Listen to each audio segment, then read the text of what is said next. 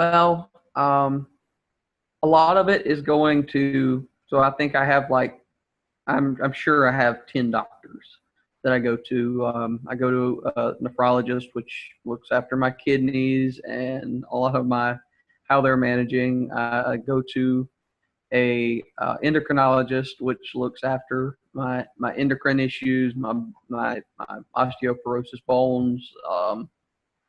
I go to obviously a family physician just to kind of check up, make sure everything looks good. I have a pulmonologist that looks at my lungs to see how they're doing. I have I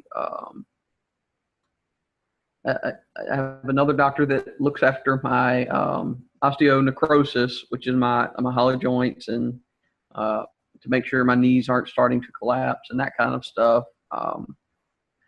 But weight gain and weight loss is really an issue with my my first uh, diagnosis, and I'm not sure. I try to drink a lot of water, and I have to stop myself eating a lot.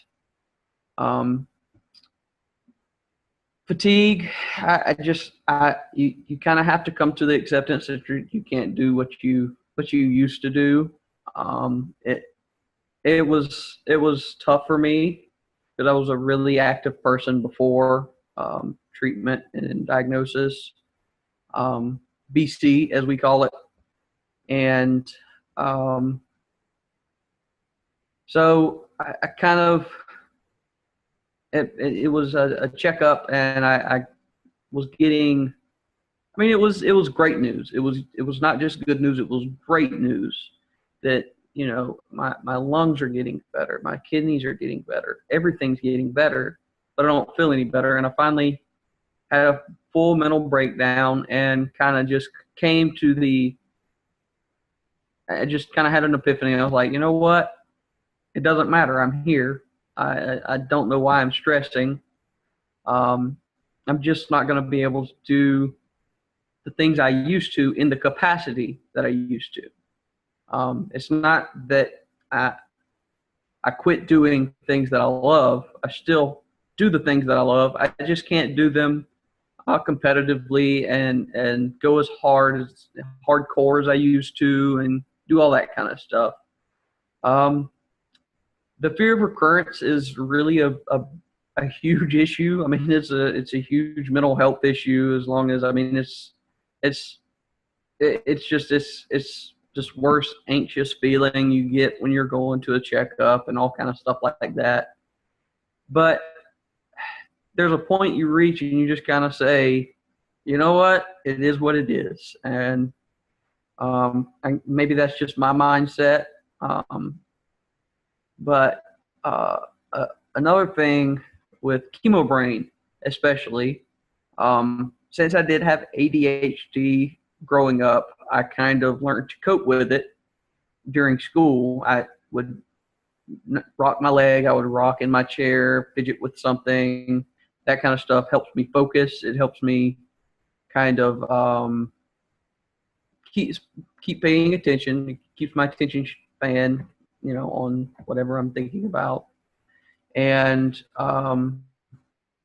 with my short term memory, um, like with the oven, I leave a sticky note somewhere so that I don't remember the oven's on or that I have food in.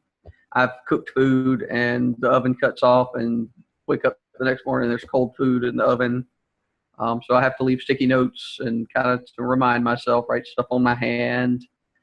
Um, it does get very frustrating at times, because I have hearing loss as well, and talking on the phone, making appointments.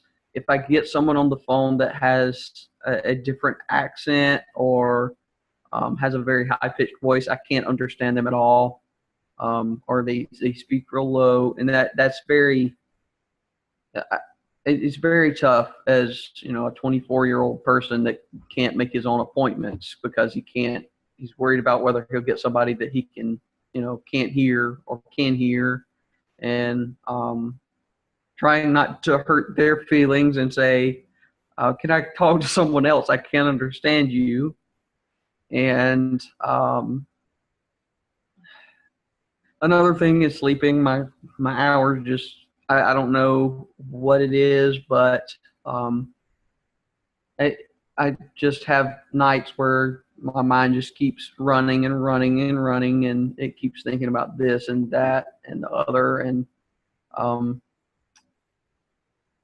so I kind of just, I talk to my doctors as much as I can about the issues I have, and if they have something that might work, I, you know, ask about the side effects. If the side effects are, there are some drugs like for my nerve pain, the drugs are just not worth the side effects.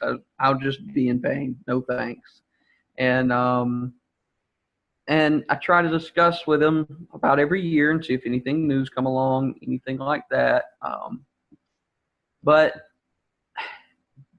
that's the only way. You just kind of have to keep on moving forward, and that's about all I can do at this point.